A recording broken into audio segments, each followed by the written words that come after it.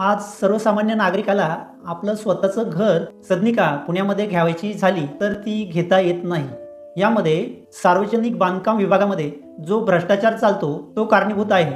या घरांच्या किमती खूप मोठ्या प्रमाणात वाढत गेलेल्या आहेत आणि आज सर्वसामान्य नागरिक या पुणे शहरामध्ये आपलं स्वतःचं घर विकत घेऊ शकत नाही का, तर या सदनिकांच्या किमती टोकाला पोहोचलेल्या आहेत. या गृह खरेदी संदर्भातील सर्वसामान्य नागरिकाला आपले स्वतःचं घर भेटावं असं आपल्याला वाटत असेल तर 15 जानेवारी 2026 रोजी छत्री या चिन्हासमोरील बटन दाबून तुम्ही मला विजयी करा. मी तुमच्या विश्वासाला खरा उतरेल.